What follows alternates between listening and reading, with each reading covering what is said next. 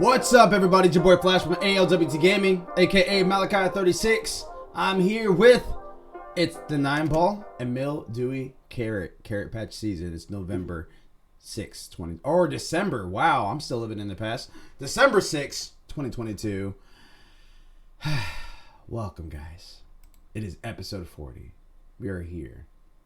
We're living. We have a couple more episodes to go for the year. How are you doing? How are you feeling? Feeling a lot better than I did last week. Excuse me. Still got a bit of a lingering cough, but COVID doesn't just go away and leave you alone. So been doing a lot better though. Just been relaxing, playing some strategy games that I've got. Spirit Fair I recently picked up during the autumn sale. That's already really touching my heart. It's got story to it, along with just going around crafting your ship up, carrying these spirits along, getting them closure and all. Playing Wandering Village, which is a new indie game that's been out, just recently came out. It's got a very Nazca the Valley of the Wind feel to the artistic style, but concept is just you're wandering in a world that's full of poisonous spores and all, and you come across this giant creature that's got like a forest like on its back, and you pretty much just try and cultivate that area and make it your home. And it's in early access, so there's a lot more planned for it. I've been watching the roadmap; looks really good. Coming up and all. And then another one I'm playing is Exis Borealis, which is it's a very unique one. It's a city sim survival with tower defense. So the concept is your people get stuck to an island, sucked into an island, like drawn in. They crash land on it. They now have to like build up and survive, and like it's pretty much like over time. Like so, it goes by years. So like your population is going to generate off of the ones that you got or left over, and pretty much the goal is to try and like defeat the guardian of the island through tower defense, to then break the curse on it, to then move on to say another island to try and like truly break like whatever is on like the whole chain that they've got there, the whole chain of islands. And each island's different in terms of setup and all, and it's a lot of fun. It's very intuitive, so very time consuming. I actually got sucked into it for a full day, just like sitting there. Half the time I was screaming at my people like, no, get me more wood, not stone wood. And it's fun. So a lot of games I've just been playing are ones I can easily just kind of point and click and set up a function and go and just watch it run. But did get on a little bit of Night of the Dead this weekend with the crew. Hey, it's Abs and Gravity, but I know 9-ball was, I think, incapacitated at that point. But we did a little bit in there. Just no, pick up the bases. I saw you. I was just talking to my niece. She was trying to help her out with some homework. Hey, that is a-okay to miss out on gaming for is helping the fam. I 100% support that. But I think you would have a good time with Night of the Dead if we had like a group in there, especially in this beta server, because the map is huge, Malachi. Like, I think if we get like a whole group in there, like I think we probably have a fun time, chaotic time, but fun time. Heard that. 9-ball. What's been new with you over the weekend? What's been going on? What have you been playing? How have you been feeling? Oh God, I've been tired. We're getting the house ready. We got in-laws coming in. We had to buy more stuff, get more food ready. We got to figure out how we're gonna fit that many people into the house. So we were getting beds and stuff ready, and we bought a tree. We got that hooked up. We always get a live tree, so you gotta hold the tree up, and they gotta screw the things in. You had to put the water on. Yep. Outside of that, show-wise, God, I was watching some show with my niece. She was watching some. Oh my God, it's like a teen one of like Twilight style animes. I love her after death. She was watching one of those animes like that. So it kind of like served up, and I'm like, it's having something. It was official something. I can't remember that whole thing. Hmm. Um, outside of that, I gotta finish watching Chainsaw Man. Um, and I also been playing Bloodstained Ritual of the Night for games. I've really been trying to backlog, so I've been focusing more or less on one game. Backlogging that and got Skyrim up and running again. Woo, had to Oh, start. I had to start that back. I wanted to get the mods back in there. Had I to was just go in there say, and I just you get erased them. everything. I didn't even know what I did. When I started it back up, I just looked at it. I had like 100, over 100, like 200 to 300 mods. And I was just looking at them. I was like, which ones were on and which ones were off. And I not I only had, that, now you got to figure out which ones have been updated recently, which ones work together with which yeah, I ones. just erased everything.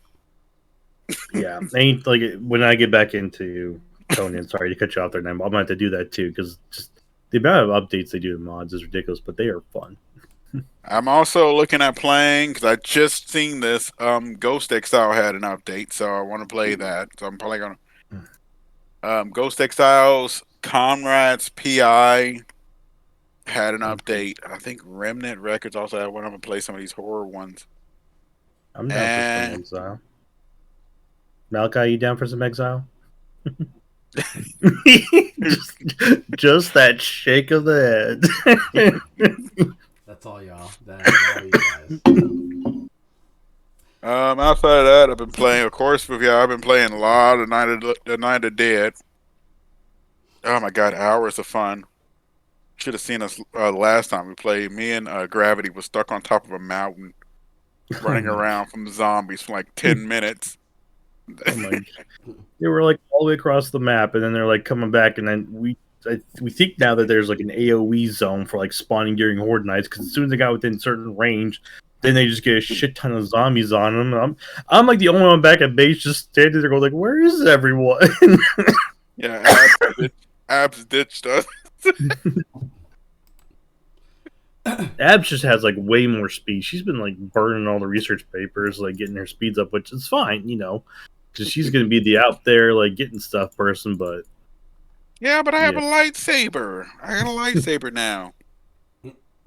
And by the way, the update to the crossbows make the crossbows a lot better than the bow and arrows. oh, for the beta.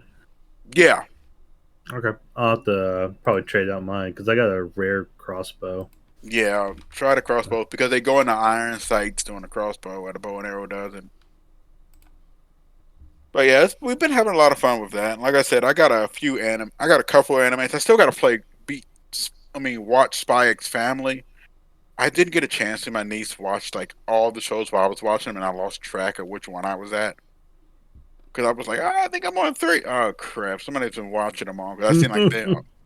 She said she watched them, and then she watched them subbed, and then she rewatched them in English. How much So time does this kid have on her hands? she likes. I guess she likes watching some shows subbed and watch. And I two, she mean, have.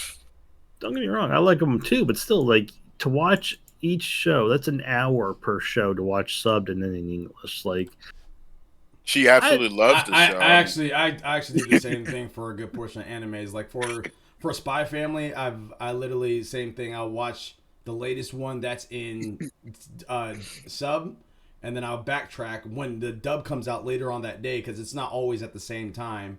I'll backtrack and Yeah. then when it comes out, then I'll watch it in dub later on. Yeah, I've done that with Spy Family. I've done that with Beast Tamer, which is a fantastic one.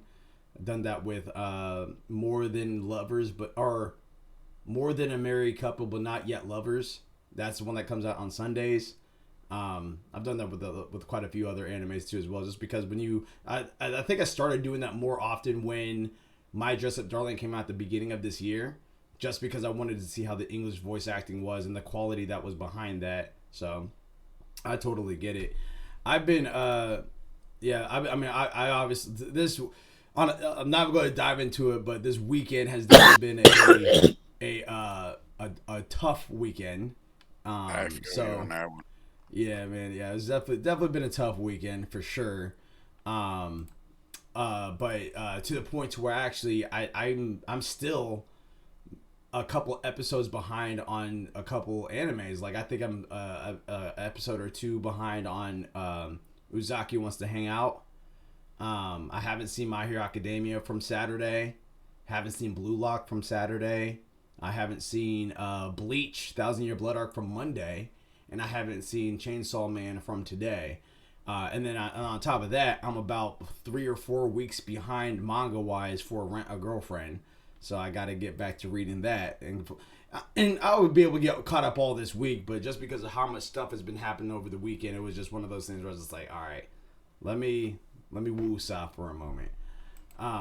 Video game-wise, been playing a lot of Final Fantasy 14, getting further in that story. Been playing a lot of Warzone 2.0. And yeah, that's really fun. It's really fun. I've been enjoying it. And then God of War, been progressing in that one.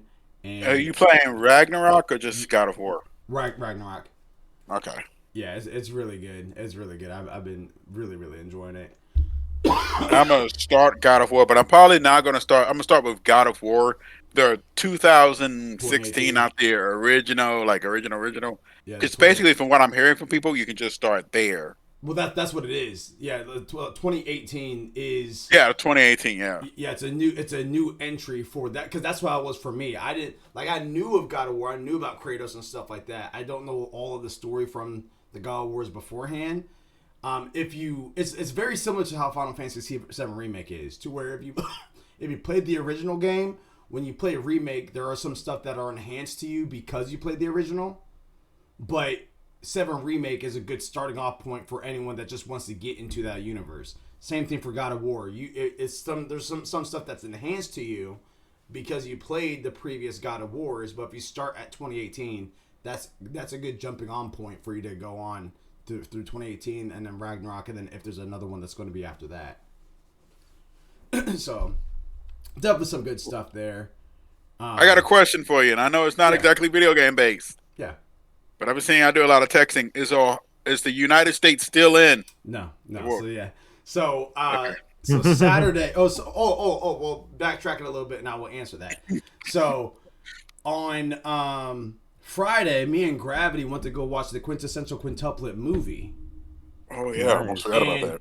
Little did I know that the Quintessential Quintuplet movie is practically season 3. It literally is wrapping up the rest of the anime. Interesting. Yeah, but because of that, like still a good movie, but because of that, there was a fear that Gravity and Ohio both had that was going to be in the movie, that they're going to rush through things or skip through things or whatever. And unfortunately, it did do that. For like because it's a 2-hour movie, and for the first hour and a half, it's kind of like rushing it. And then the last 30 minutes of it was great. Like, it was really good, but it was just like, there was a lack of explanation on certain things that on the drive back home, Gravity had to explain to me that had happened in the manga, because he read the manga all the way through. And then even, I won't spoil it here or anything like that, but like, Quintessential Quintuplets, for anyone that does not know what it literally is an anime slice of life style. You have the main character, Futaro, and he gets this tutoring gig to teach this girl, but then when he ends up finding out that the girl has 4 other sisters that all look identical to her, then he's just like, wait, what? And he's the tutor for all of them.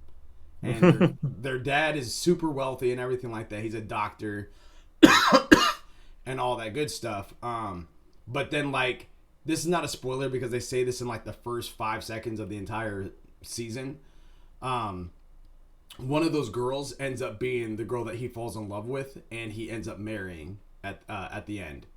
Is it kind of like How I Met Your Mother in a way? It's very How I Met Your Mother-esque, but there's 5 girls, and they all have their moments where you're just like, all right, who is he going to end up with? So that's kind of what the whole premise of the show is that he's going through high school, and then fast forwards through college, all that good stuff, and then he ends up getting married to one of those girls. After watching season 1 and season 2 and waiting for season 3, I grew impatient and I wanted to know who that girl was. So I found out who the girl was. I won't tell you who my favorite was. It wasn't my favorite, unfortunately. But I won't tell you who my favorite is because that will obviously give it away. However, apparently to Gravity after, because me and Gravity had the same favorites, but then when he read the manga, they really developed on the arcs of each individual girl and the relationship with Futaro, and when it came light to this particular girl feeling the way that she did and the history of her in Gravity's mind, he's like, okay, all the other girls move out the way, she's the one, like that. But that moment, that flushed out relationship and the chemistry, it didn't happen in the movie. Like, they hinted at some of the stuff that was in the manga, and I can see why someone would pick this girl, but after watching the movie, I still felt like it should have been the other girl. So yeah, definitely worth watching. It would not be worth watching twice spending money, because that was actually, I was going to do that. I was going to spend the theater fee for watching it in sub, which I saw first, and then I was going to watch it again in dub like a couple days later. But after I saw how it went, I was like, you know what? I'll just wait for this movie to come to Crunchyroll, because that's what they've been doing. That's been the premise of a lot of these anime movies, like not My Hero Academia, freaking Demon Slayer came to Crunchyroll. Then the latest Sword Art Online movie, that's on Crunchyroll right now. And this one's also sponsored by Crunchyroll, because Crunchyroll and Funimation fused together. So I'm very, very confident that this is going to be just mind me. I do have to go through Sword Art. I've never watched Alexation.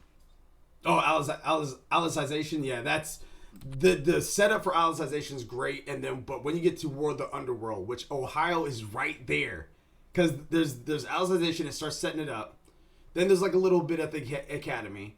Then there's the Integrity Knight arc, and then after the Integrity Knight arc, it goes into World of the Underworld, and that anime is fantastic. Like, that entire World of the Underworld is really, really, really good. And apparently the manga is even more fleshed out and expansive on that. So it's just one of those things where I was just like, okay, like this is where it's at. So I highly recommend it. But I'm saying all that to say, because of how things are kind of going in the anime world, I'm pretty confident that Quintessential Quintuplet movie is going to come to Crunchyroll. So I'll just wait for it to get there, and then I'll watch it again in dub and see how I feel about it. It is one of those things that, like, if you're into ranking animes like me and Ohio are, this potentially could have pushed it from S down to like A or B. And I can understand that. Like, honestly, I still keep it at S because it has some of my favorite characters in there. But I also can be like, all right, if someone put it in their A tier, I completely understand that, because again, the way it kind of ended and just was sort of abrupt, honestly. So, but on over to the non anime slash gaming news. Yes, so on Saturday I went on over to my buddy's house in the morning where I was watching the game. USA had so many. We were actually dominant that entire game against the Netherlands, and the Netherlands, they found 3 creative opportunities. Goal, goal, goal. 2 of them was almost identical. 2 of those goals was almost exactly the same. The midfielders did not drop back. They didn't cover this guy. He ran through the middle. Wide open, pass it to him. Goal. Bam. Absolutely ridiculous. And USA had so many chances. Timothy Way had a banger of a shot. It just unfortunately wasn't more towards the corner. It was like a little bit to the side, but too close to the keeper still, so he was able to save it. Christian Pulisic had an opportunity right off the bat, actually, where he was almost one-on-one with the keeper. It was like kind of a weird angle thing. He practically was one-on-one with the keeper, but he kicked it with his left foot, and it was a little bit weak, and it was like still like kind of more towards the keeper. It should have been away from the keeper to like a corner or something like that. And also strategy-wise, I don't know why the coach put Reina in the second half. Like, I've been saying the whole time, and you guys may not know who these names are, but there's a guy named Haji Wright who's a really he's probably our tallest player for USA, and Netherlands are all giants, especially Virgil. Like, Virgil's like almost 7 foot, so it's just like, why are we not trying to have our taller players go against the taller players? And they finally put Haji right in. And when they put him in, guess what? He scored a freaking goal. So I'm just like, why have we not been doing this? Like, why are your team like 5'5"? I mean, hey, practically that's how it should have been, David versus Goliath. But it's just like we have a Goliath on the team, and we didn't put him out there. It's like, why would you do that? They were all St. Bernards, and we were little Chihuahuas and Yorkshire Terriers and crap. Like, it was like, what are you doing? We have a pit bull. Yeah. Because they're not going to be able to beat them on the passes or anything, basically, in soccer. They're going to have them, you pass it high, they can easily headbutt and go. That's the thing. We had so many corners, it was just like, we're doing the same thing. These guys are Eiffel Towers to us. How come we're still, like, how come we're not being more strategic on the corner kicks? How come we still don't have Haji Wright in? Like, we should have started with Haji Wright. And if you had to sub him later, cool, but at least get the lead with Haji Wright. And then you subbed out Timothy Weah, you subbed out Timothy Weah. You went ahead and subbed out Dest. You subbed them out and you put in people that were not up to that caliber. You put in Reyna. Reyna should not have been there. You should have put in Sargent, or you should have kept in Ferreira, or somebody else. Aronson could have been in there. And he wasn't there, but you put him in over Reyna. Reyna was trash. Reyna was garbage. Reyna should not be on the team. I should have gave Haji a poster. Hey, Put me in. But as you guys can see, I'm representing Bengals Houday. We came victorious against Kansas City. Oh, that was a close one, too, and they pulled it out still. They're always close ones, man. Kansas City's a tough team. Well, Kansas City is no joke. They ranking first right now in, like, the passing. Passing and rushing. Like, they do both. They're just insane, man. But yeah, I'm glad that we came up with the dub. We played lights out. But before we start diving inside these news, and again, sorry about the rant. If you guys want to skip forward to that, if you guys are watching the YouTube version, we are 20 minutes in, so you guys can fast forward to right now. But before we get inside the news, this Thursday is going to be Video Game Awards, and I believe it starts at 6:30. Let me double check that real quick. But I believe it starts at 6:30. And Video Game Awards 2022. Pulling it up right now. But we are going to be live reacting to it. And as return home. Where's this going? Here we go. You have it pulled up? Yeah, I'm pulling it up now. The Game Awards, 2 days till show. Oh my God, it's loading. What are you loading? I don't want to see a guy dropping from the sky. Thank you. It's giving me a 500 mission incomplete due to failure. 2 minutes till show. December 7:30. 7:30. 7:30 Eastern, 4:30 Pacific.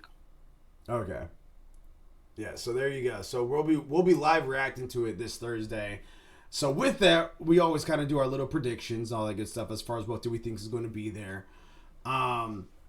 We already predicted what we think is going to win each particular category, so I'm going to have that list up here. But I'm going to pull this up, and I want to start off with Mildew and Carrot as I pull this list up. What do you think we're going to see at the Video Game Awards? We could either do one or we could do three. And if we do three, that third one I want it to be like a Gatorade Get Hype moment, the big Kahuna one. But it would have to be in rapid fire succession, just because we do have a lot of news to get through today. I don't care. You guys want to do three or one? What do you want to do, Nine Ball? Probably one because of the time. One it is. So one game that we want to see or will see. One game, one announcement, one. It could be a Gatorade Get Hype moment. You just have one life. I really want to say Metroid Prime 4, but I'm not going to say that because I have a feeling no. So I'm going to say Wolverine. We're going to see more on the Wolverine.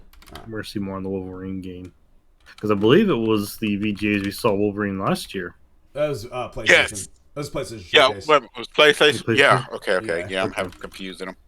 But, I mean, VGA is also a good time to still promote that stuff, so I'll go with Wolverine. Normally, I would be against that, but because we did not have a PlayStation Showcase at all this year, I won't be surprised if it is. So you said Wolverine, and what are we getting? Release Uh, date, trailer, gameplay. I'm gonna say trailer. I Alright. don't think we're gonna get trailer in maybe a year, but I don't think we're gonna get any gameplay yet. Alright, so I have Wolverine trailer, release year, no gameplay. Mm-hmm. Alright. 9-ball. Yeah. It's on you. I'm still sticking with my gun. I'm going Silent Hill. Silent Hill 2. Silent Hill 2 remake. Yes. Alright, we're getting a trailer, we're getting gameplay, release year. The best, definitely getting a trailer and gameplay.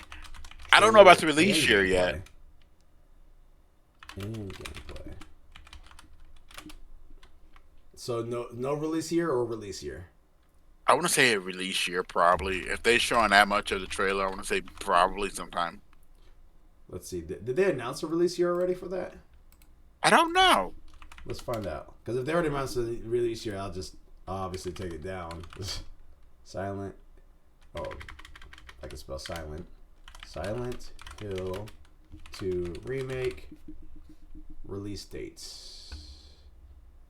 No.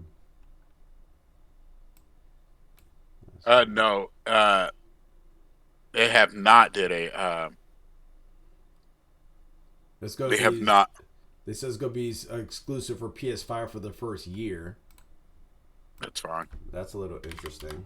So I have a feeling. Yeah. Silent Hill 2. It's not coming out. I'll have a feeling it's probably not going to launch on Xbox. You don't think so?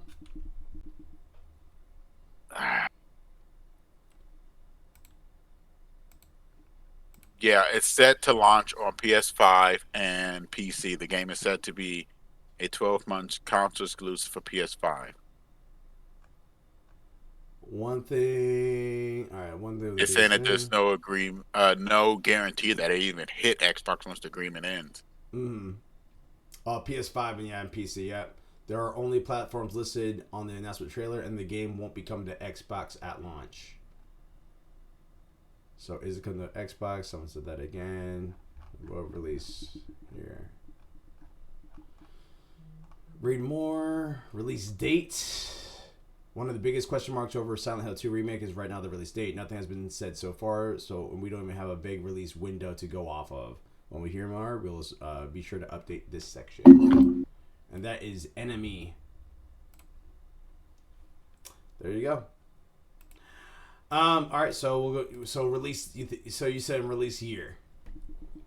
Probably they may go at like a late, 2023 sometime maybe, where you can push it back real easy. Holiday 2023 was gonna easily be pushed to 2024.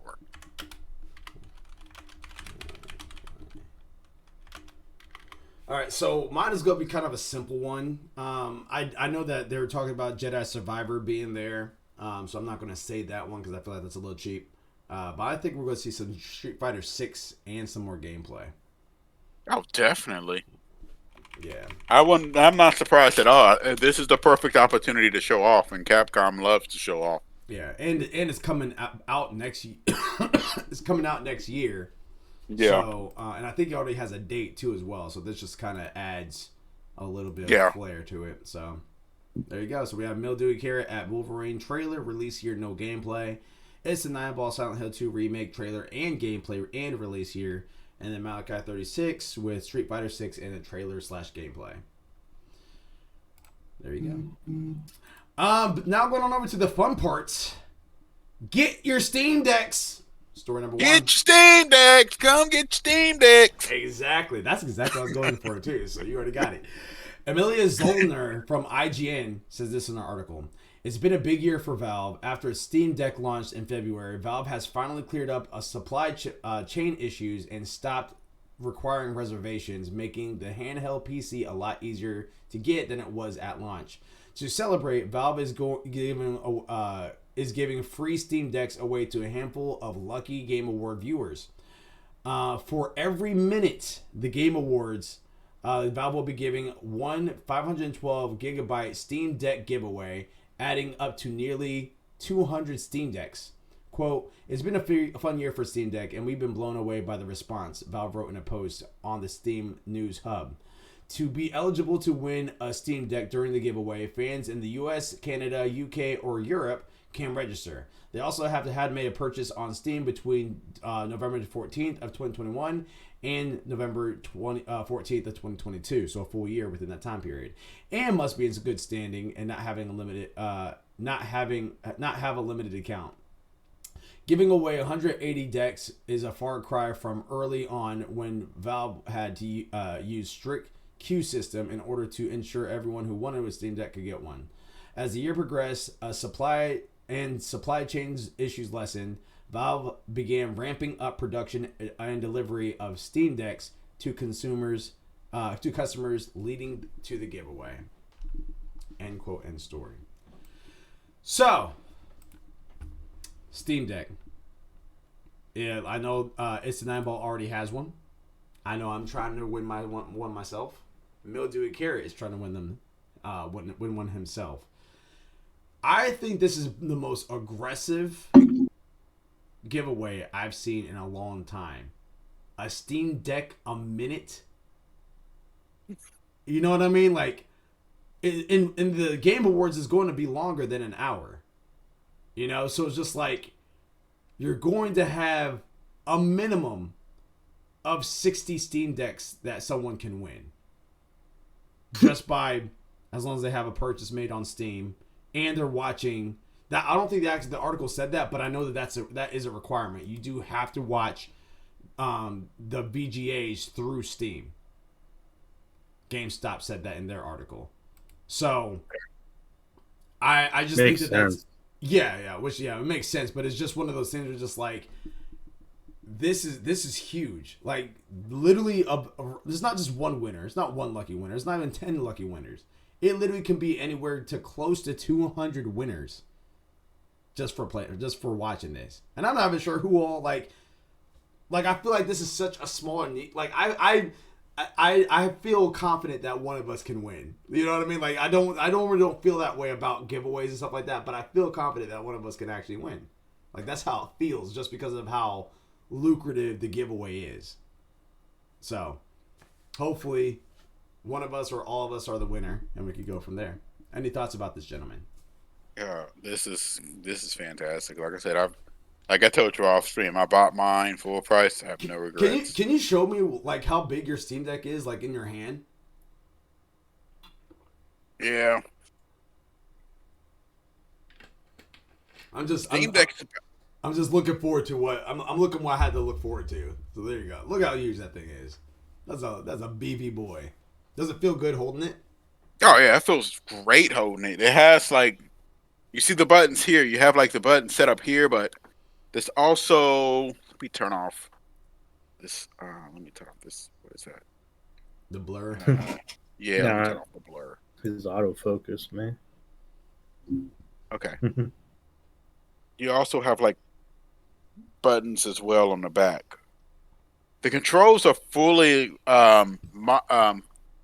fully changeable. You can go into your settings and change the controllers based on the game you're playing. You can set the buttons to be anything. You also have two like mouse pads, which would be right here, right here. It's more than just a game console though, which is quite interesting. You also have access to Linux. So you can go into there, you can download you can go to your desktop and you can download games. Like I'm about to download Can I Break Your Spirits. I have it on Epic. Not a problem. I just get to down the game, the Hero Games Launcher, which allows me to download Epic onto Linux. And now I can just download it and just play Kenna on my Steam Deck without having to, get a whole new thing. You can also, the thing about it is that's really good is that it's fully yours. There's instructional videos showing you how to take it apart. If you want to like replace the joysticks, you can take it apart, put new joysticks in. You can replace the battery pack. You can replace the hard drive. It's yours. if you change, you can even change there's even an instructional video. If you don't like Linux, you can install Windows and then just put Steam Deck back on. They give you the software to just reinstall Steam Deck as soon as you put it back in Windows. It's like I said, it's completely yours. It's not like worrying about voiding the warranty. And like I said, it has the function of being a computer at the same time. It is really fun to play. The only problem is the battery life, and you have to be careful because depending on the game, some games will use up a lot more power. But you can still play it docked though, right? Yeah, you can play it docked. I play mine sometimes downstairs. It's meaning like a if couple you're times just doing plugged traveling stuff, like Yeah. you have to be conscious of like what games you're playing because Yeah, some games will. You play Paper Mario and you probably can play the full 8 hours, but then you start trying to play, Death Stranding or something. It will eat the batteries. like 30 minutes later. Yeah, I've been actually. I was talking to Barely Levu, and he actually was telling me about a friend that we have who owns a Steam Deck, and they have put Pokemon. What's the latest one that came out? Violet. Yeah. So they put Scarlet Pokemon and Violet, Violet on their Steam Deck, and they're running at 60 FPS. yeah. And it's just like it's the Switch can't even do that, and it's supposed to be a Switch exclusive. So it's just one of those things where just like, It's yours. Yeah. They're not going to punish you for putting that stuff on there. It's your Steam Deck. Nintendo would. They want their money. They want that paper. It is a fantastic thing, and I'm glad I got one. If you're anybody trying, I would say go for it. And it's really not even that much of a thinking choice. You ain't got to think that much. What's the worst? If you don't win, that's fine. Mm-hmm. If the worst that could happen is you just don't win. It's not like you have to commit money or anything. Right. The best thing is you win. I mean, and for most PC owners, and I don't want to rant too long, but most PC owners, real quick, most of them have made purchases on Steam. Mm-hmm. I made several purchases on Steam. I'm not even gonna lie. I bought several games. I bought Red Dead Redemption this morning. So Overachiever. It's 20. It's 20. It was $20. I was like, I gotta do it. I'm buying it on. Yeah. How come you haven't bought Dead Island yet? Yeah. Such a hater. I think I have Dead Island. I just don't play it. It's one of those games you have to have friends to play with. Well, it's definitely one that's much better with friends. I've still enjoyed the gameplay solo, but I will agree. It's one that I think you could have a lot more fun just with shits and giggles and like shit going on with multiplayer on that one. So just a reminder for anybody that's watching, like right now, I see we have a couple more visitors that came through. So just a reminder for anyone that's trying to win a Steam Deck, you guys have to have a active Steam account that's in good standing. You guys would have had to make a purchase between November 14th of 2021 through November 14th of 2022. And you have to register, which is free, and there's different. You can do that on the Steam's website. But if you go to GameSpot.com or if you guys go to IGN and look up the Steam news, there should be like a hyperlink that will take you there. And then lastly, on Thursday, you have to make sure you're watching the VGAs through Steam. That's the way that you can be notified if you're a winner or not. And they're giving away a Steam Deck a minute. This is a $500 machine that they're giving away for free. I think it's like anywhere between $400 to $600, depending on what version you got. The one they're giving away is the most expensive one. No, because the least expensive. I thought the original. So this is the $600 one. Yes, the other one is the original one is the 64 gigabyte one is the least expensive. That's the $400 one. Oh wow! I thought it was a 125, 3 something, and then 5 something. I think it's a 64 gig. Let me look. Because 64 is not really a lot of gigs. You really don't worry about that problem. It's like they say you can either take the hard drive out and put one in if you know what you're doing.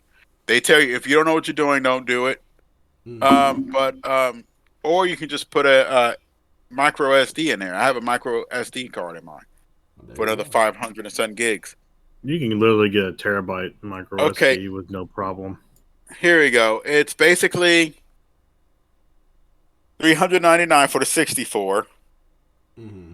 $529 for the 256, and $649 for the 512. So yeah, he's right. That's $100. This is the most expensive one. It's over $600. They're giving away for free. They're giving away nearly 200 of these devices away for free. So if you guys are looking into that, make sure you guys register. Again, Steam Deck. Go to Steam's account, and then you can just register to get yourself a Steam Deck and watch the VGAs. If you guys want to watch it with us, you're going to be live that day. So there you go. Mildew, Based have on it- that, I'm about to say, just have it on both. Just have it on your Steam. In the background, just mute that one, but stay with this one. Exactly. Mute that one, stay with this one. Exactly. As I'm setting this up, go ahead and tell us if you have any commentary on your thoughts for this, Mildewy. nothing much. Just show them how it's done, Valve. Show them how to treat the gaming community. Show Microsoft and PlayStation what true love is for gamers. True love. Giving away a $600, handheld system and all, and how much do the 5s and new Xboxes cost? About the same. Xbox, PlayStation, take a page. Actually, you know what? I mean, I definitely agree with taking the page, but this is actually a better deal because this is more expensive than both of them. I know I know they're more expensive, but it's come on. Valve is doing this, guys, and PlayStation and Xbox are all about. We're all about this, they're doing all these promotions and everything about it, and Steam just we've been about it. Hey, who wants some free Steam decks? And everyone's just yo, exactly. They didn't even have to promote it. They just set an article out, and GameSpot's oh really? They're yeah, no trailers needed here, folks. So we're gonna get on over to story number 2 here, which is very let me see here. We're gonna do I'm gonna have to mute my mic because I'm gonna be squealing. Sorry. you guys can still see the screen, right? Yeah. Okay, cool.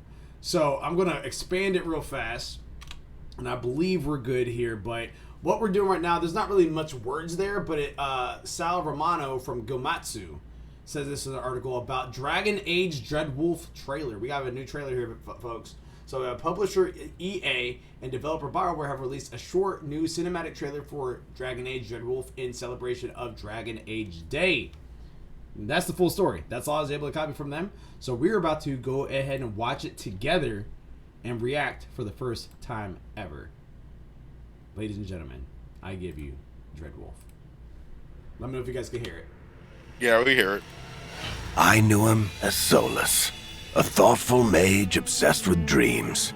But long ago, he had a different name. Fen Harel, the Dreadwolf. Ancient elven god of lies, or heroic rebel against tyranny, depending on which story you believe. In his final fight with the elven gods, Solus imprisoned them and created a veil that split our world from the raw magic of the Fade. But now, he wanted to tear down that veil and destroy the world. And we're the only ones who can stop him.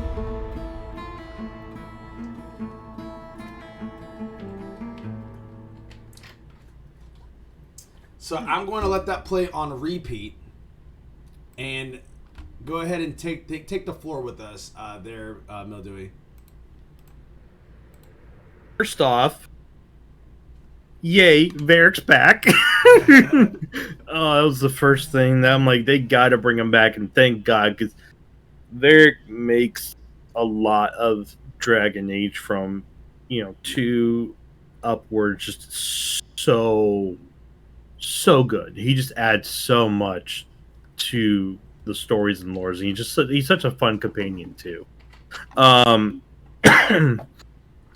This doesn't surprise me in too much. I know you have to play Dragon Age Inquisition to kind of truly understand where this is coming from.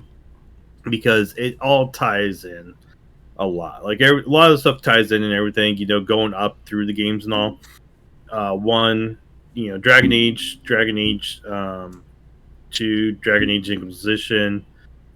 There's a lot there that ties this all in together about what they're talking about, the Fade, stuff that's happening in the world. So this doesn't surprise me that we're going against Solus. We had some teasers about that. I mean,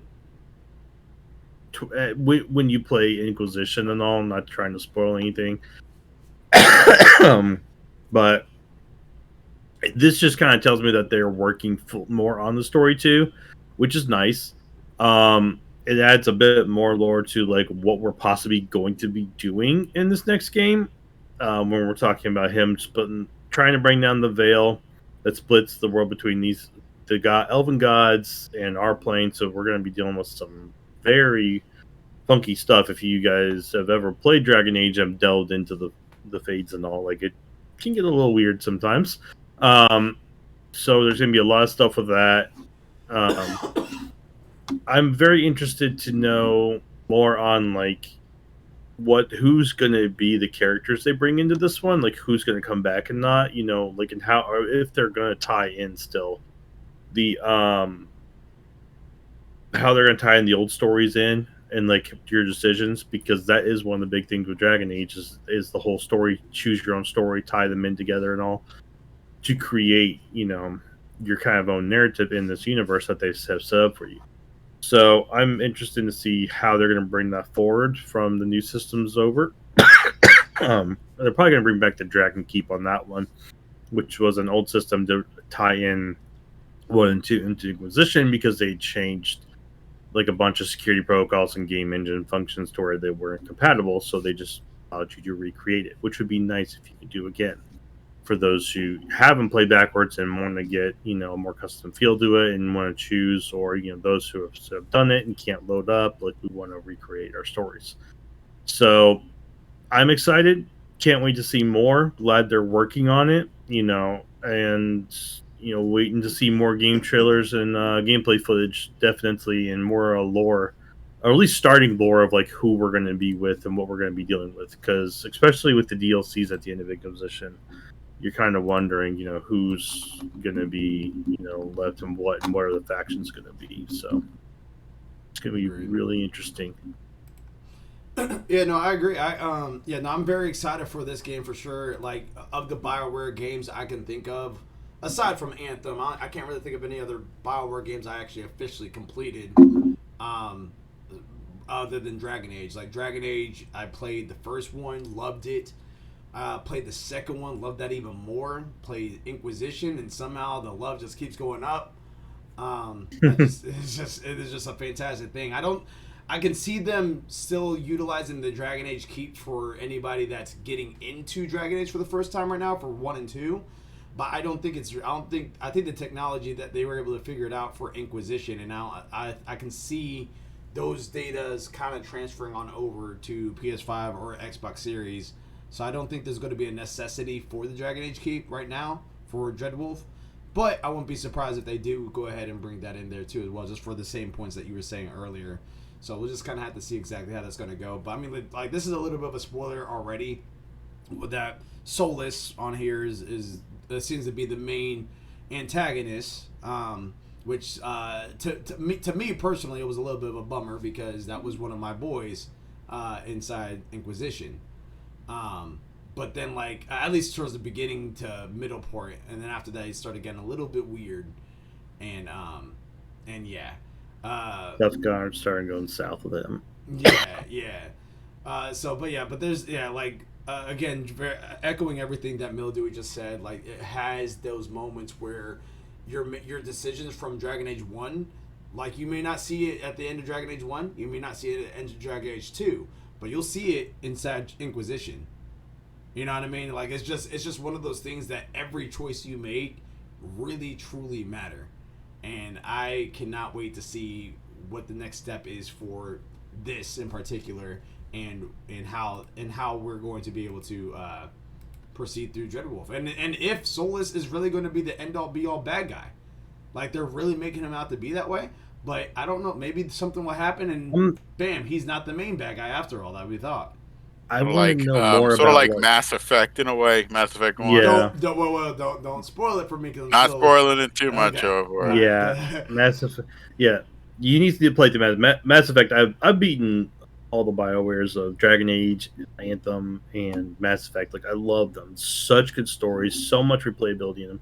But one thing I'm curious because you just brought it up, Malachi, is because I didn't think about it. I kept thinking about it, because there's another story in there. Because like they're saying the elven gods, but the humans believe this is not spoiling anything because this is the lore of them. Like they believe that there's a maker, the creator, the one God above us all, but that he kind of like abandoned the throne and and then there was like his chosen bride and all who was like killed and everything. Like it's kind of like a whole like Jesus Jews type of thing inside Dragon Age. So it's like you got that story, and I'm wondering how that's going to translate what they kind of gave us in this trailer of like these elven gods and all. It's like, okay, what's like, is there two factions now in there? Is there like what's going on here? Like I'm kind of wondering now how this all ties into each other.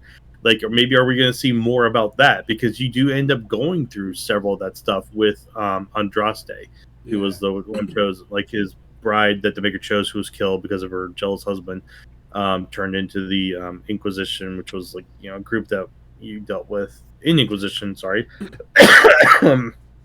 So there's a lot of lore there that's kind of like I'm kind of curious how they're going to tie it all together and kind of bring it out. So. Plus, on top of that, no, you're good. I was about to say, plus on top of that, the Blight is still very much a real thing. Which was caused by, I think if I remember right, by the Dark Magisters from the Inquisition, who created, trying to I think get through the Fade to the other side and all, and just, there's a lot that's just tied together in there. So it's like, if he does end up doing this, like, it's going to be interesting to see how this all plays out. Yeah, and on top of that, you have the Kunari, which I believe they have their own religion, right? Like those, they don't have the same. The Kyun. Yeah. Oh yeah, the Kyun. Yeah, no, that's actually, you kind of deal with them at the end of Inquisition, which I'm not going to spoil because I don't think you played that DLC yet. If it was DLC, then no, I haven't. I just played the base game. You need to play those DLCs, man. Holy crap! But yeah, there's a lot in there to where it's like, yeah, the Kunari have their own, the Kyun. You got the elves who believe their own thing. The dwarves have their own religion of the stone and all. You got the humans and the Maker. The Kunari, like I said, had the Kyun. Like, it's just like, now what else are they going to add in? Because like now you then have also got like not only like the different factions and all, like of the original Dragon Age, but then you also added in the newer factions from Inquisition. It's like, holy crap, what are we building up to here? Like, what are we end up going to be doing? And like, how is this all going to play out? Like, I think, me personally, I think we're going to see more of the characters from Dragon Age 2. I think we're going to see a little bit more of that because, like, obviously I'm not going to spoil it, and we could talk offline about this at a later time, whatever. But yeah, I mean, like, in Dragon Age Inquisition, you saw a handful of that, but majority of the characters that were there, you probably saw, I think, maybe one or two people that's from the first Dragon Age. But other than that, everyone was a brand new, fresh painted coat. But then as the story kind of kept progressing, they kept on kind of tinkering back to your former choices in the earlier Dragon Age 1 and 2. And you would see some familiar faces. Yeah.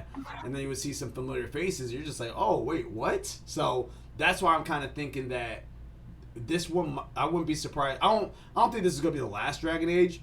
It might be. It might be the last Dragon Age. And if that is the case, then you'll probably see everybody from 1, 2, and Inquisition inside Dreadwolf. Or, like, I don't know. We'll have to see. I'll be very curious.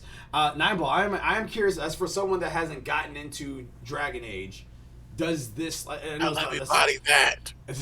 I was just saying, I know this is a cinematic trailer and everything like that. It doesn't really show a whole lot. But does this do anything for you? Does this get you excited? Like what exactly are your thoughts? As a guy that played a lot of BioWare games, but I'm gonna be serious.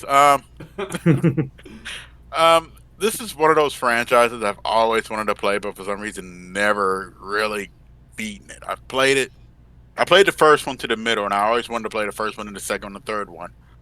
I need to reinstall EA. And the weird part about it is I love BioWare, the company. I've played about all their games. Anthem, I played Anthem and beat all of Anthems. I've beaten, of course, the Mass Effects. I've beaten Jade Empires. I've beaten Star Wars, Knights of the Old Republic. I love most of BioWare's story. This is one of those ones I am excited for. I do like the gameplay of Dread. I mean, not Mass Effect. I'm just calling it Mass Effects. Oh, Dragon Age. Dragon Age, yeah. Yeah, even though, I mean, the original, while people go it hasn't aged excellently, it's good enough to play. This isn't a Witcher Part 1 problem where I was trying to play that one and I was like, oh god, no. We're not even going to go there. This is one I can play, so I'm probably going to I'm going to try again to get this one beat. Especially since I have a Steam Deck now. And I was just reading how to install EA Play onto the Steam Deck. And there is a way to do it. Nice. So I'm going to be looking at doing that and probably just putting it on there and playing it as throughout the days and stuff. I am thoroughly You might be able to mod it too, the way that you want to. Yeah, I don't need to though. I mean, it's going to be good enough. I think Dragon Age as a game is an excellent franchise from what I've seen anyway. And I am very excited. From what I played, I do like the characters. I think the characters are really good. It's just a matter of beating it. So that's gonna be on my queue to do here very shortly. Story number 3. We're getting to another trailer that we're about to react together on called Lost Soul Aside. Off the stream, Nineball was asking, what is Lost Soul Aside? And I'm glad you asked, Nineball, because Marcus Stewart from Game Informer says this in the article. Since its reveal in 2016, so 6 years ago, Lost Soul Aside has been one of the most promising and mysterious projects on the horizon. Today, the upcoming action game made its first peep since its last show in 2021, showing off its frenetic combat and stylish flair. Lost Soul Aside began life as a solo project by developer Yang Bing. Its 2016 proof of concept trailer impressed many with its AAA caliber presentation and Devil May Cry inspired action, including Sony, who scooped up the project as a third-party PS4 exclusive. Bing is now working with a full team, ALWT Zero Games. Sony has announced last year that Lost Soul Aside will come to the PS5 as well. The adventure stars protagonist Khazar and has shape-shifting dragon companion who transforms into various weapons for Khazar to wield. And now we're going to switch from this Dragon Age Dreadwolf trailer so you guys can see what it looks like. Here we go. Bam. And do you guys see this? Yes. Mm-hmm. Okay. All right, cool. So here we go. Full release. Oh god, that was loud.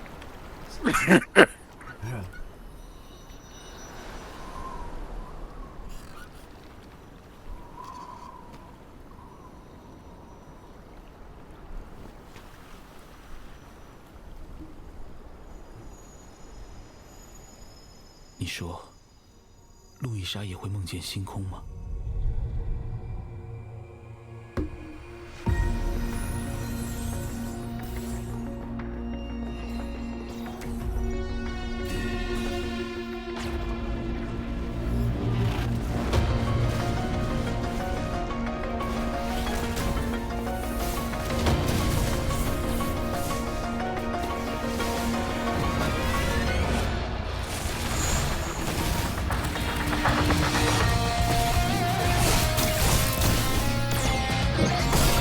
Let's go.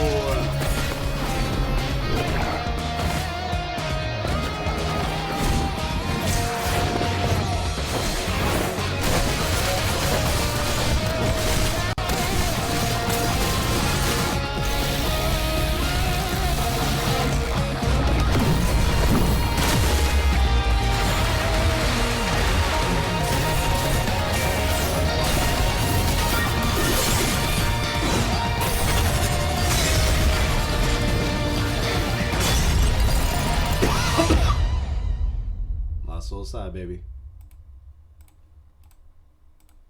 PlayStation. All right. So that is Lost Soulside. That's one of the trailers.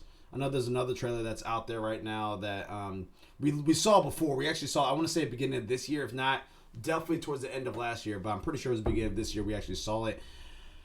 But, Nineball, now that you've officially seen Lost Soulside, at least the newest trailer, what are your thoughts? It's nothing. I don't remember this at all. Yeah.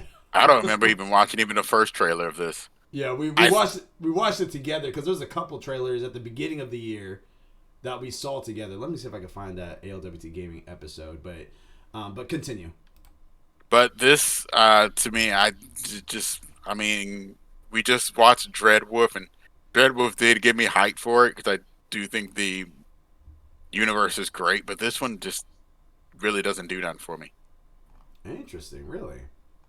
Yeah, it's not much of a story or anything. It's just watching action sequences is. Okay. What about you there, Mildewy? Kind of like, I'm trying to think of the gameplays that I've seen that do this. The games that do this type of thing. Say maybe like Bayonetta, some other games like sort of these styles and all. It definitely looks interesting, but I kind of want to know more about the story mode, the story behind it first before I make any true decisions on it. Because I'll say it definitely. First off, when you look at it, it kind of get like this, like the scenes that come up, like it just gives you like a Final Fantasy feel. This is like Final Fantasy VIII for me at the beginning. Yeah, like, I'm just waiting for the. Yeah, I'm just like Cypher walks in. I was like, what are we going on here? So, and then like they mentioned something like this, like Luisa, Dreams of Starlit Skies 2, and it's just like I'm just kind of curious, like what's going on. So, like, yeah, the gameplay looks nice. The action scenes are pretty cool. Like the world looks beautiful. Don't get me wrong. Kind of seems underpopulated, so hopefully they'll fix that. But, I really want to know the story more. So. Just looks like it's another hack and slash with Soul Boss with fancy movements on it. So, doesn't scream too much to me, but, give me the story and make it really good, probably then may go for it. Heard that. I am excited about this. Again, I'm trying to find it's in one of these episodes that we did this year. And I'm pretty sure it's this year, but I'll let it go because I can't find it at the moment, but it is one of those games. Backlog of videos. yeah. But yeah, it definitely was one of those games though that like it looked so cool to me. It reminded me. It looked like how I wanted Final Fantasy 15 to play more as. Final Fantasy 15 already plays pretty fun. Like it plays pretty great. But this looks a lot smoother around the edges, and it does remind me of Devil May Cry, which is a franchise I never fully dove into. But I always thought it looked cool. What it was. Devil May Cry? I played one of the Devil May Cry games. That kind of reminds me of that, plus some other games too. Yeah, but. They did say, and it says in the article that this was Devil May Cry inspired. That's a lot of games that are Devil May Cry expired. But you can really see though the Devil May Cry in this one. But yeah, it's just one of those things where I was just like, okay, like this is a brand new entry into the series. I think this whole floating ability looks cool, like, and then the mystical aspect of it. Again, I'm not a huge sci-fi person, but when you do sci-fi mixed in with fantasy and combat like that, like it just kind of looks pretty cool to me. So I'm definitely excited to see what the future has to hold for this. So we'll just have to see. We'll just have to wait and see. So Lost Soul aside, everybody. Hopefully we'll see it this Thursday. I mean, again, this news dropped today about Lost Soul side with a new trailer, so maybe we'll get some more news about that coming up here soon. All right, let me go ahead and stop the stream, and we are going to get on over to the next story, which will be in 1 second as I set this up. All right, almost there. Bam. Ooh, that was almost perfect. I almost did that perfectly. Bam, let's go. Okay, cool. It's probably. I'm a mess. I'm a mess. Here we go. You're a beautiful mess. Thank you. Thank you. I try, I try. Okay. Story number 4. This one is a very interesting one. Monster Hunter Rise's new home. Marcus Stewart, also from GameSpot, Game Informer, says this in the article. Monster Hunter Rise is embarking on a new hunt on PlayStation and Xbox consoles in January. Its recent expansion, Monster Hunter Rise Sunbreak, will follow suit sometime next spring. The latest entry in the uber popular series coming to PlayStation 5, Xbox Series X and S, PlayStation 4, and Xbox One in January 20th. It will also be available on Xbox Game Pass for console, PC, and cloud at launch. The current gen version specifically boosts 4K resolution, 60 FPS gameplay, and 3D audio, among other customizable options. However, a disclaimer on a new trailer states that the 3D audio will come to Xbox One version in a spring update. The Okay, PS5 very good. They did. The That's PS5 there. port also supports DualSense haptic feedback for range-shielded weapons. That excites me. There's 2 things that excites me. The game is priced at $39.99 across all platforms. 2 things that excite me. There's 2 things that excite me. One is that it is on Game Pass. I own Game Pass. And it's going to be on Game Pass PC and console. Meaning that I'll be able to play with you, 9Ball, if you have it on PC. You have it on PC, Mildewy? No. You I got it on Switch. Yeah, But- I was gonna say, yeah, I got it on Switch too. But the fact that it's on Game Pass and I already have Game Pass, and I'll be able to play it on a more powerful system with 4K resolution and 60 FPS, that excites me. That excites me. But then on the flip side, it's going to have the DualSense haptic feedback, which I want them to. I like that PlayStation's doing this. They're still sticking with that gimmick because that's such a fantastic thing to have. I love the DualSense controllers. Love them. So, this is very interesting to me. I might pick it up for PS5 when it goes on sale. You know what? What's that? I might pick this up on PS5 day one. Oh, really? This is Ooh. one of those rare. I barely buy games at full price. That's what I'm saying. Like, if you're doing that, Monster Hunter might have World, to- I absolutely loved Monster Hunter World, and Rise is something I've been waiting forever to play with friends with. It's a set. And the only it's a reason samurai why background. I haven't picked it up on PC because I don't really know nobody that plays it on PC. Most people I know play it on the Switch. I've been waiting forever for this to come to a console to where somebody else can play it with me. This baby, I'm looking at almost definitely probably gonna pick this up. So at the full 40. Now you're changing my mind. If you get it at the full 40 on PS5, I will get it same day. I probably will be picking it Mark up my on words. that day. 'Cause I will- this I is- will- if you do it, I will do it. I absolutely, like I said, I adore Monster Hunter World. I love the game and I like the loop on there, and it's incredibly fun to play. It's just always wanted to play Rise. It's on Switch, and it's almost, let's put it like this, on several occasions I almost bought a Switch just to get that. Now you don't have to. Yeah.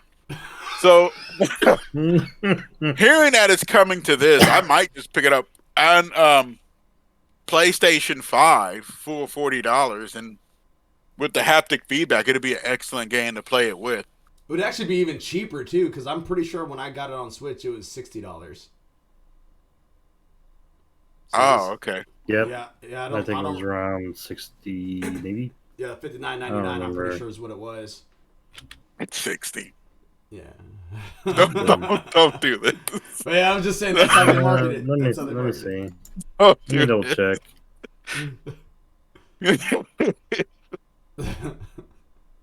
But yeah, this is one of those games I've been wanting to play, and it is a game I will play. I love Monster Hunter. Well, there you go. Yeah, if you pick it up day one on PS5, I will join you. And I have a feeling, I could be wrong, but I feel like I'm not, to say that Mildew and Carrot will be there too. Oh, actually, so me and one of my friends, Zenshin, we played Monster Hunter World through it together when it was first out before you guys hopped on.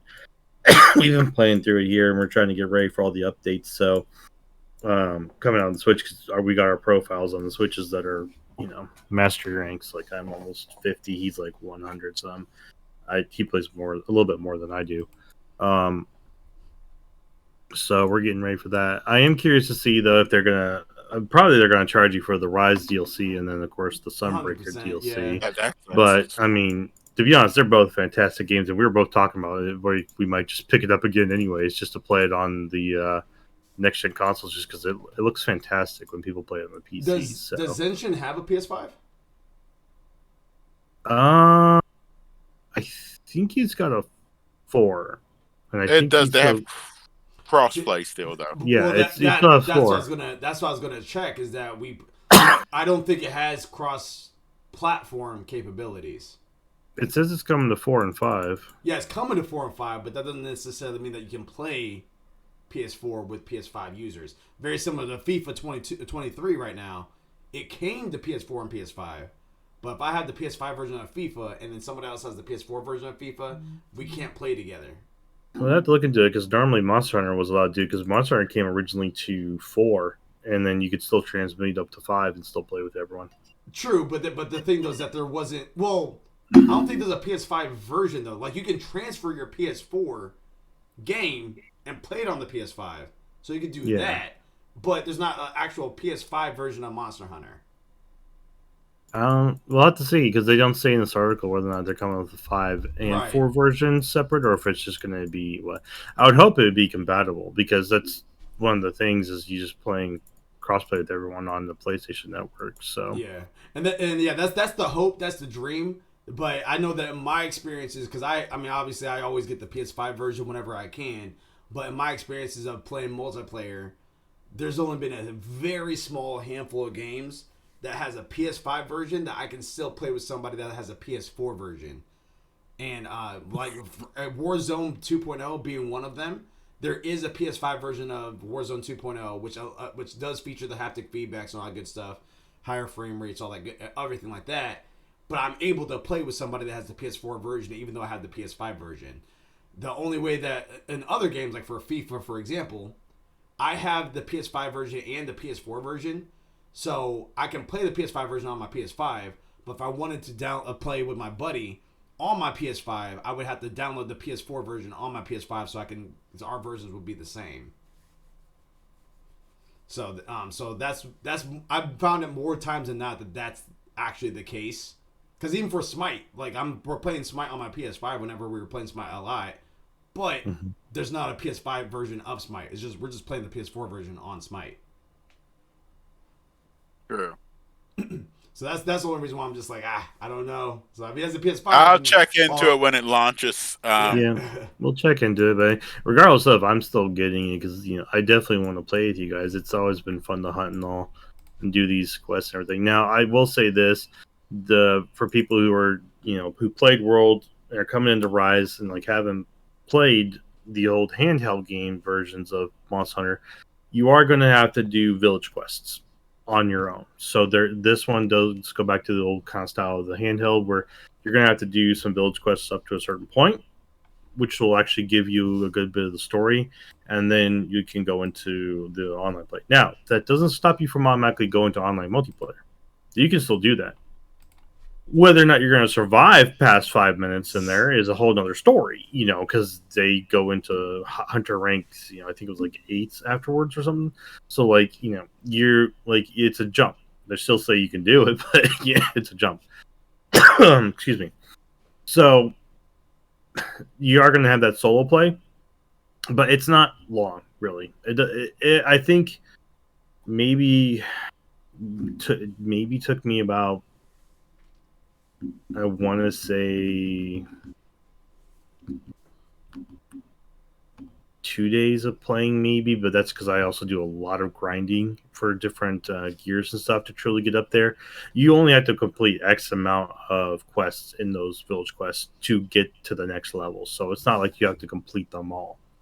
So there is that aspect. It's just, you may want to do a bit of additional grinding to get your gear set up before going elsewhere. But Once you get past that, though, everything else with with the Monster Hunter Rise and with Sunbreak is all online capability. So there you go.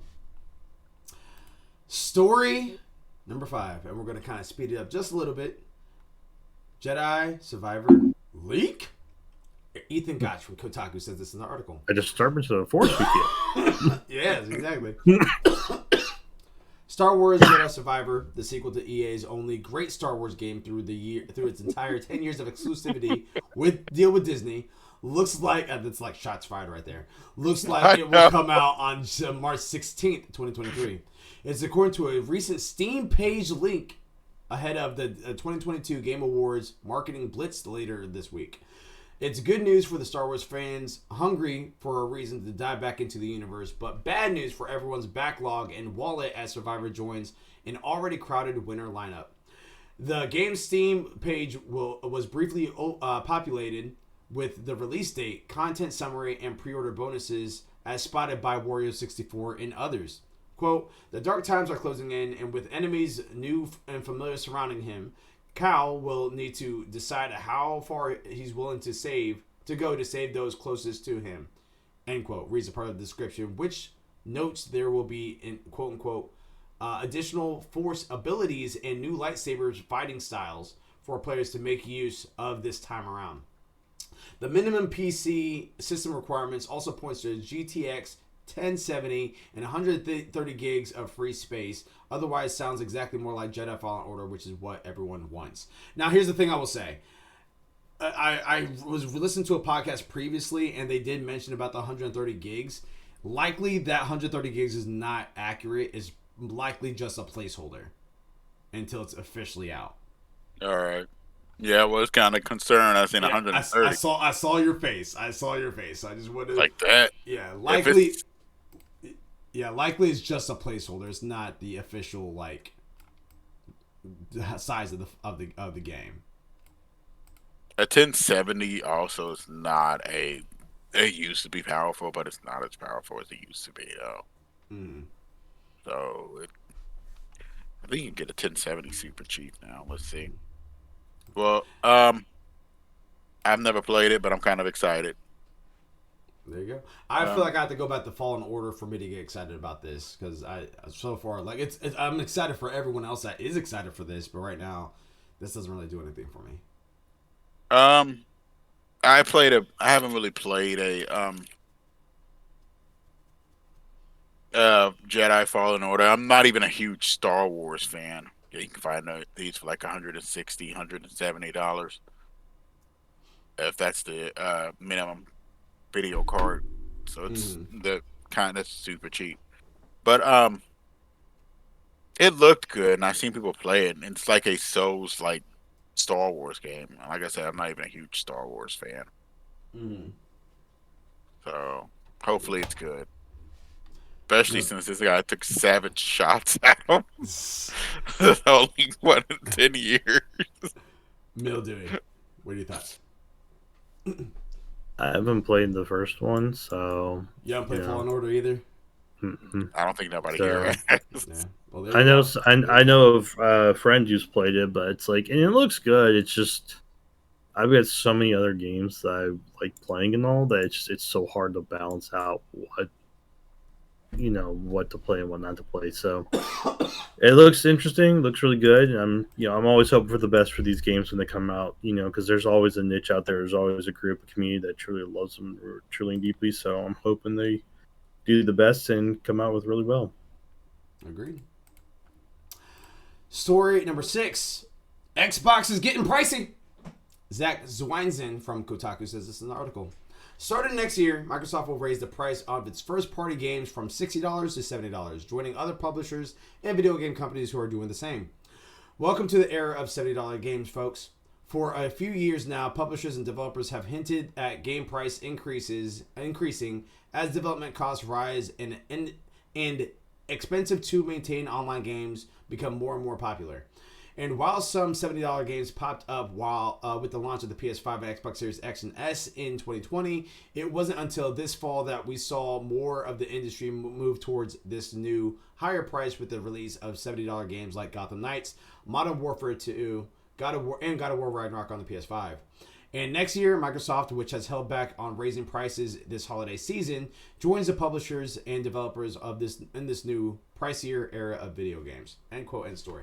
This is almost a non-story. I brought it up because people were bashing PlayStation for having $70 games. Like, oh, look what Xbox doing. Oh, they're all $60. It's not against PlayStation. It's not against Xbox. This is the industry. We're getting better, bigger games. Expect the price increase, people. Join us on PC where the game's still 60.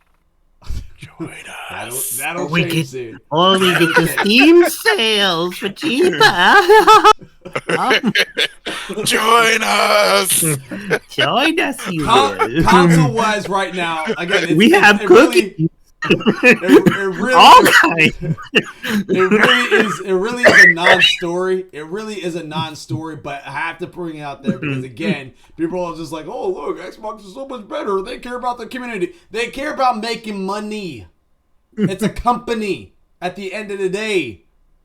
Just like PlayStation, just like Nintendo, just like Steam. They care about making money.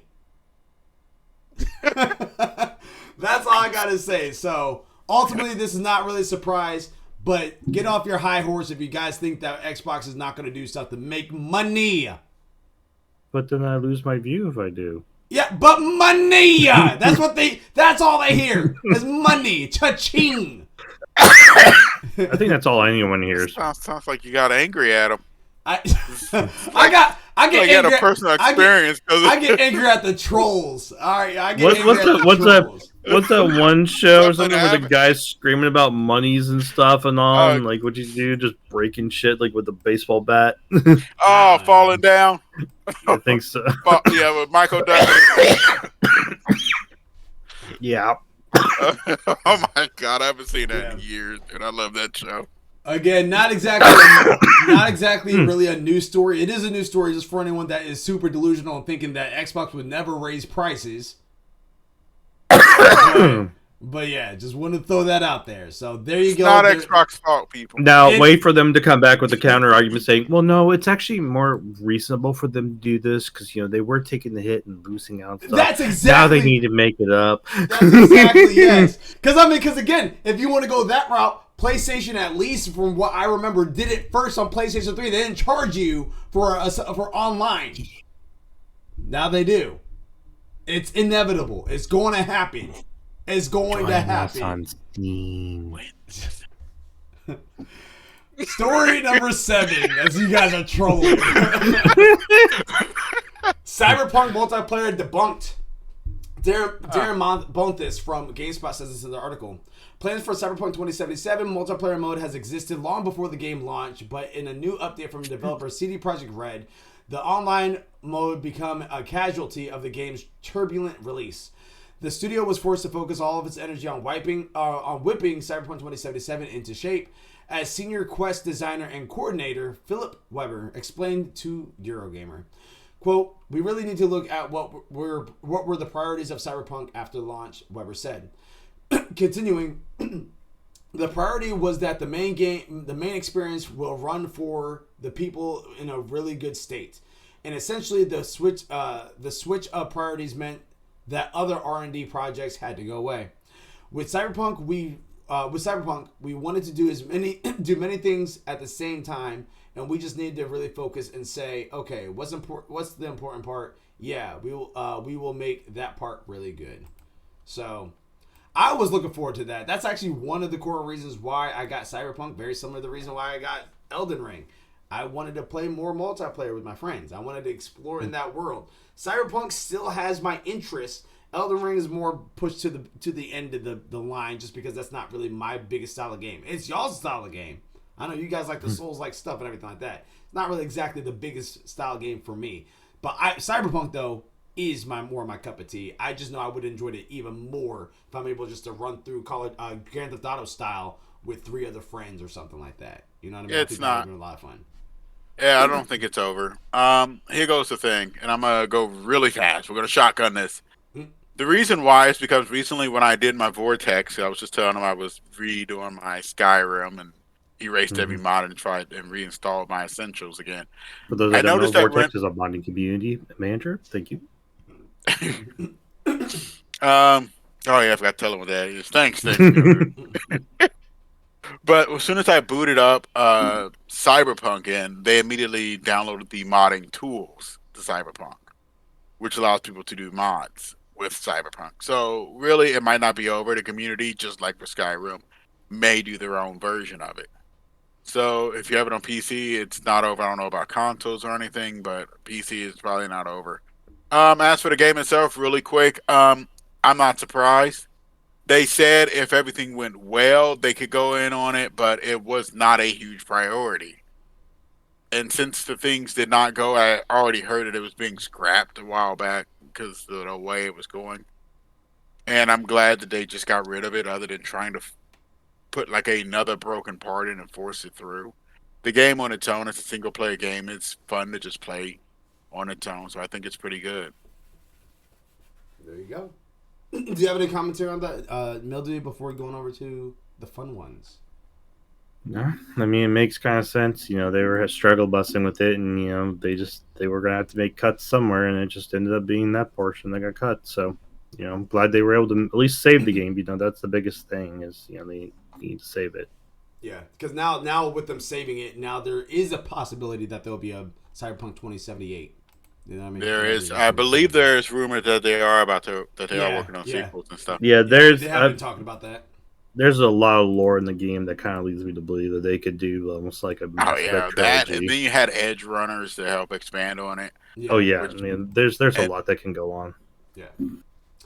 A couple fun ones here. We have the Summer Game Fest is going to be live. It's a live event next year, guys. So Chris Holt from Engadget says this in the article. Jeff Keighley and his team might be focused on the Game Awards, but they also look forward to looking ahead to their next gaming event.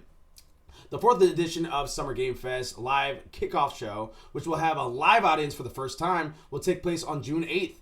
Keighley was involved with E3 for 25 years, though he backed out early in 2020 before the Entertainment Software Association canceled that year's edition.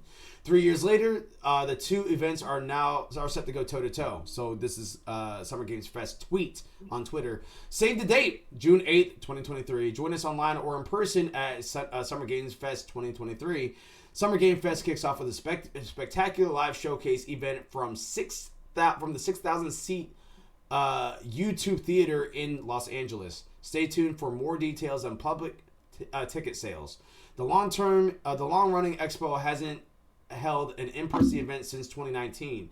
The 2020 and 2022 editions of E3 were called off, though it went ahead as an online-only event in 2021. E3's partner showcases start on June 11th, and with an in-person component of the show, which PAX operator Reed Pop will run, slated for June 13th through the 16th. So a lot of stuff happening right there in that week of June. So put that on your calendars if you guys are interested in that. I'm going to skip this one, but anyone that is interested in Vampire Survivor DLC, that is coming out on December 15th. Full article, you guys can see that on GameSpot.com by Darren Bonthius, but I'm going to skip that for now and end it with PlayStation Plus games that came out today. Eddie Makuch from GameSpot says this in the article. December 2022's free PlayStation Plus games lineup is available to claim now, and the members have a lot to play this month. Though you'll be getting 3 titles like always, you technically have a whopping 5 games to play thanks to Mass Effect Legendary Edition. The remastered compilation is joined by Biomutant and Divine Knockout. All 3 titles are available to claim until January 3rd. Ladies and gentlemen, that is our All Things Gaming Season 2, Episode 40 for December 6, 2022. We appreciate you guys. We love you guys. As I mentioned earlier before and at the beginning of the showcase, this Thursday, we're going to be live reacting to the VGAs, the Video Game Awards, with Jeff Keighley and all them. And actually submitted so that we can be a co-host of the showcase. So who knows? We might get a set through. We might be able to co-host the showcase. There you go. So be on the lookout for all of that. We're going to be live reacting to it, seeing if our predictions came to fruition, seeing if we win ourselves a Steam Deck. That'll be lovely. You know what I mean? Hopefully we all win one. So we'll have to take a look at that. But if you guys want to tune into that, we should be going. It says 7:30, I believe. 6:30, 7:30. Just be on the lookout for that. We're going to have like little social media posts as far as when we go live and all that good stuff. So make sure you guys are following us on twitch.tv/ALWT Gaming. You guys could look us up on YouTube. Just type in ALWT Gaming or At Least We Tried Gaming because At Least We Tried. Any other social media platforms like Twitch, Twitter, Instagram, Facebook, all that. Just type in ALWT Gaming because At Least We Tried. You know what I mean? I'm Malachi36. This is It's the Nine Ball. And this is Mildew Carrot signing out for the day. See you guys on Thursday. Peace, love, and hair grease. Control, Alt. Complete. Complete. Peace!